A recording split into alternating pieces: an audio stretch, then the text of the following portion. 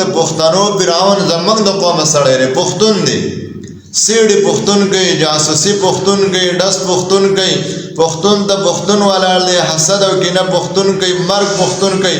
او ټول جسو اپل د وسو ګناه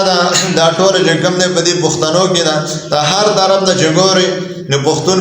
ته ولاړ دی حسد په پښتون کې ور سره دښمنی په پښتون کې بې اتفاقي په پښتون کې او سود خوړل په پښتون کې په بل مسلمان ډس کول پښتون په پښتون ډس کوي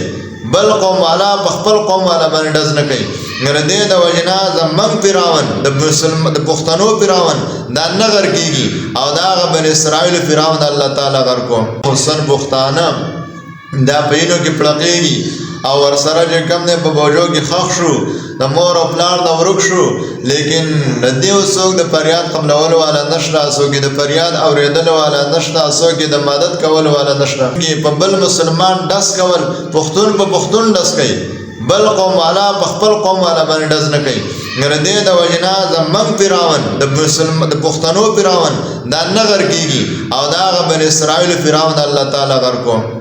منګ او تاسو لبا اله چې کوم د صلح په دی وطن کې راځي چې لاول منګ د الله سره صلح وکړو مسلمانانو ورونو زمنګ د پښتانه د الله نه باغین شوی دي په دې حجت قائم شوی دي او دغه باوجود به چې کوم د دیو خبره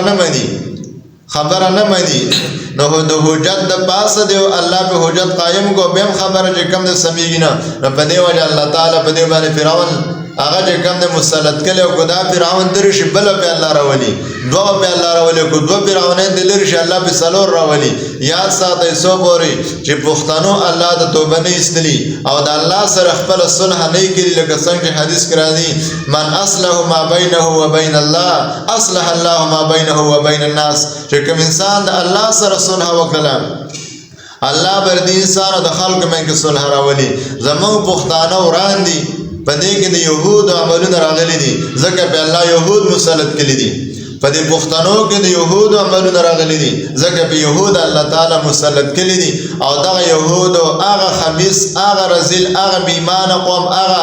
قرار د خنازیره چې الله تعالی او د شادوګانو خنزیران ویلي دي او د جسد او ویلي هغه زموږ په پښتنو باندې مسلط دي او وای او ټکای او وجني د دې دغه علت دي پښتنو مسلمانانو را یو شي په قران او په احادیث باندې کلکه منګولې ولګوي په دین باندې را یو شي تاسو ګورئ کو تاسو به څوک چې کم نه سووي او چې کله تاسو را یو کېږئ نه په قران او په حدیث قران پر خو دې احادیث پر خو دې دین پر خو دې عمل په نه کوي په دې وجه الله تعالی تاسو له مشران دې درکل چې هغه د پردو غلامان دي پردو د سر نه کته کلی دي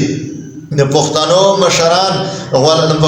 مشران دا ټول غلامان دي او نور قومونو ته چې کوم د سر نه کته کلی دي او نور قومونو کافرانو ته سر نه کته کلی او کافرانو يهود ته سر نه کته کلی په دې وجه پښتون باندې دا بد به شرمي جوړه ده لهدا توبه استلوي دا غي په برکت سره الله تعالی په موږ تاسو باندې دا حالات خګي او ګنې نو دا یو ری حنزب نو دغه په زرګاو نور ملشي ډېر به کوم د پښتنو میندو بچی وروړي دا به کوم در دې ځان کار کیږي په بوجو کې بنديږي غوخه پټي کیږي د یو لاس او د بل خپه خخيږي لیکن